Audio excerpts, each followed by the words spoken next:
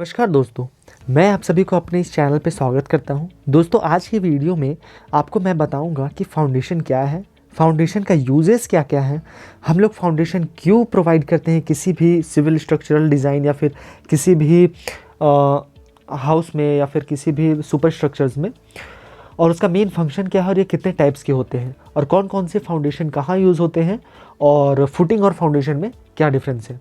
सबसे पहले हम बात करते हैं फाउंडेशन होता क्या है। फाउंडेशन बहुत ही इंपॉर्टेंट पार्ट होता है किसी भी स्ट्रक्चर का। इसका काम होता है बिल्डिंग के लोड को, लाइक डेड लोड और लाइव लोड को सॉइल में ट्रांसफ़र करने का। जितना ज़्यादा आपका अच्छा फाउंडेशन होगा उतना ही स्ट्रॉन्ग आपका बिल्डिंग भी होता है।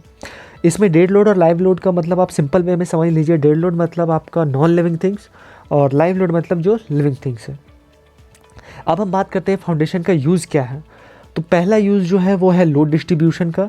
सेकेंड यूज़ है स्टेबिलिटी ओवर स्लाइडिंग और ओवर टर्निंग का।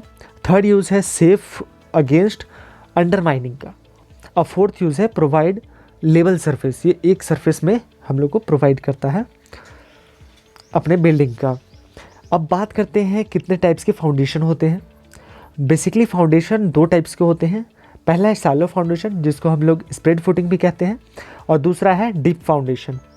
डीप फाउंडेशन में फुटिंग का डेप्थ इक्वल या बराबर होता है विड्थ से, लेकिन शैलो फाउंडेशन में डेप्थ कम होता है और विड्थ ज़्यादा होता है। तो बात होगी फाउंडेशन क्या है और उसके टाइप्स क्या हैं। अब हम बात करते हैं डिफरेंस फुटिंग और फाउंडेशन का। तो फुटिंग फाउंडेशन का ही पार्ट होता है जिसमें कंक्रीट और ब्रिक वर्क का यूज़ होता है, और ये बेस होता है किसी भी सिविल स्ट्रक्चर का। इसका काम होता है वर्टिकल लोड को डायरेक्टली सॉइल में ट्रांसफ़र करना। फुटिंग हम सॉलो फाउंडेशन के कंजंक्शन को बोलते हैं। तो अब हम बात करते हैं कि हम लोग शैलो फुटिंग और डीप फुटिंग कहाँ कहाँ प्रोवाइड करवाएंगे। तो फाउंडेशन ये दोनों प्रकार के हो सकते हैं। ये डिपेंड करता है आपके सॉइल का लोड बियरिंग कैपेसिटी के ऊपर। इसका मतलब कि आपका सॉइल कितना लोड बियर कर सकता है। अगर आपका सॉइल का लोड बियरिंग कैपेसिटी ज़्यादा है रीजनेबल डेप्थ पे, तब हम शैलो फुटिंग प्रोवाइड करेंगे।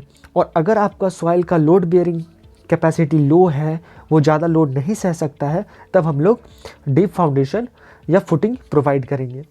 जो सॉइल बेयरिंग कैपेसिटी है वो लैब में टेस्ट होता है। और अगर आप जानना चाहते हैं कि हम लोग कितने फाउंडेशन का डीप डेप्थ कितना होगा, उसको मैं आगे आने वाली वीडियोज़ में बताऊँगा। तो अब हम बात करते हैं शैलो फुटिंग या स्प्रेड फुटिंग कितने भाग में बटे हुए हैं। शैलो फाउंडेशन या स्प्रेड फुटिंग दो टाइप से डिवाइड किए गए हैं। Type 1 soil bearing capacity 24 kilo Newton प्रति मीटर क्यूब से ज़्यादा हो तब, और टाइप 2 में soil bearing capacity 24 kilo Newton प्रति मीटर क्यूब से कम हो तब। तो सबसे पहले अब हम लोग बात करते हैं स्ट्राइप फुटिंग के। हम लोग ग्राफिक्स की मदद से समझेंगे कि कौन सा फाउंडेशन किस टाइप का दिखता है और कहाँ पे यूज़ होता है। तो सबसे पहले हम लोग बात करते हैं स्ट्राइप फाउंडेशन का। इस फाउंडेशन को हम वॉल फाउंडेशन भी कहते हैं। इस टाइप का फाउंडेशन हम लोड बियरिंग वॉल्स में कंस्ट्रक्ट करते हैं। ये फुटिंग में लोड इक्वली डिस्ट्रीब्यूट करता है सॉइल में, और स्ट्राइप फाउंडेशन विड्थ डिसाइड होता है सॉइल के लोड बेयरिंग कैपेसिटी से। जितना ज़्यादा लोड बेयरिंग कैपेसिटी उतना कम विड्थ आपका स्ट्रेप्स का। ये इजी टू बिल्ड होता है और इसमें टूल्स जो है वो कम लगते हैं, लेबर्स भी कम लगता है, बट ये उतना ज़्यादा ड्यूरेबल नहीं है। स्ट्राइप फुटिंग के बाद अब हम जानते हैं सिंपल फाउंडेशन या प्लेन फुटिंग किसे कहते हैं। इस टाइप के फाउंडेशन को जनरली स्क्वायर या रेक्टेंगुलर शेप में होता है और कभी कभी सर्कल में भी होता है, जो कि हर कॉलम इंडिपेंडेंट होता है, और ये शैलो फाउंडेशन के अंदर आता है, जैसे कि आप अभी ग्राफिक्स में देख पा रहे हैं। इसके बाद हम बात करते हैं स्टेप्ड फुटिंग पे। तो इस टाइप का जो भी फुटिंग होता है वो पुराने डेज़ में बनाया जाता था और ये आउटडेटेड हो गया है। इसमें जैसा कि आप देख सकते हैं, इसमें स्टेप वाइज फुटिंग प्रोवाइड किया गया है। ये रेसिडेंशियल बिल्डिंग में यूज़ होता था। अब बात करते हैं हम लोग स्लोप फुटिंग, जो कि अभी बहुत जगह आप देखते होंगे और अभी यही चल रहा है। इस टाइप के फाउंडेशन में ट्रेपेजोइडल शेप का फाउंडेशन होता है, जैसा कि आप देख रहे हो। इस पे स्लोप बना हुआ है जो कि 45 डिग्रीज का होता है, और ये लेस कंक्रीट यूज़ करता है और ज़्यादा लोड डिस्ट्रीब्यूट करता है as comparison to other footing, जो कि स्टेप्ड फुटिंग और स्ट्राइप फुटिंग में है। अब हम बात करते हैं सू फुटिंग या सेंटरिंग फुटिंग। इस टाइप की फुटिंग मेनली बाउंड्रीज में यूज़ होती है जहाँ पर सीटबैक एरिया बहुत कम होता है या फिर ना के बराबर होता है, और ये कॉर्नर्स में कंस्ट्रक्ट होती है किसी भी प्लॉट में। ये जैसा कि आप देख पा रहे हैं, ये कुछ शूज़ के जैसा दिख रहा है। इसे हम यूज़ करते हैं जहाँ हमारी soil bearing capacity 24 kilo Newton प्रति मीटर क्यूब हो। अब चलते हैं हम लोग नेक्स्ट फुटिंग की ओर, जो कि है कंबाइंड फुटिंग। अगर किसी भी फुटिंग में जब 2 कॉलम की दूरी कम हो, और तब हम लोग कंबाइंड फुटिंग का यूज़ करते हैं। ये बेसिकली 2 टाइप के होते हैं, एक रेक्टेंगुलर और एक ट्रेपेजॉइडल। जहाँ पर स्पेस ज़्यादा है तो हम लोग रेक्टेंगुलर यूज़ करेंगे, और कहीं पे अगर किसी का बाउंड्री टच कर रहा है उसमें तो हम लोग ट्रेपेजॉइडल यूज़ करेंगे। इस फुटिंग में एक फुटिंग में 2 कॉलम हम लोग प्लेस करते हैं। अब चलते हैं हम लोग नेक्स्ट फाउंडेशन की ओर, जो कि है राफ्ट फाउंडेशन या मैट फाउंडेशन।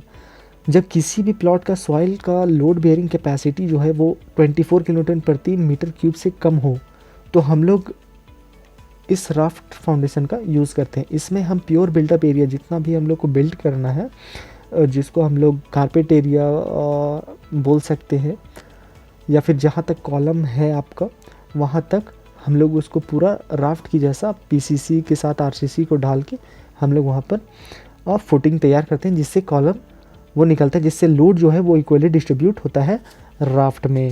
अब हम चलते हैं अपने आखिरी फाउंडेशन, जो कि पाइल फाउंडेशन है।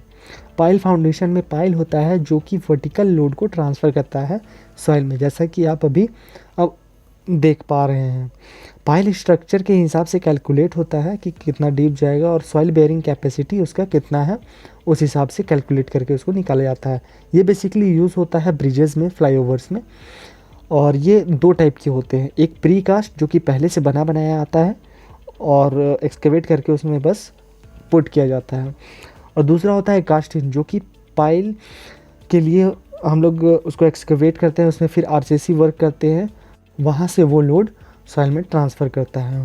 कहता हूँ दोस्तों आपको ये वीडियो पसंद आए, अगर पसंद आए तो लाइक एंड शेयर कर दिए। कोई सवाल या सुझाव तो कमेंट बॉक्स में कमेंट कर दीजिएगा, और अगर हमारे चैनल को सब्सक्राइब नहीं किया तो सब्सक्राइब कर दीजिए, साथ ही साथ बेल आइकन को दबा दीजिए। और हमारे इंस्टाग्राम चैनल को आप फॉलो करना चाहते हैं तो आप उसमें भी फॉलो कर सकते हैं, लिंक जो है डिस्क्रिप्शन में है, जहाँ मैं बिल्डिंग डिज़ाइन से लेकर के सिविल कॉन्सेप्ट सारा कुछ उसमें मैं तुरंत प्रोवाइड कर देता हूँ। तो आज के लिए बस इतना ही। जय हिंद, वंदे मातरम।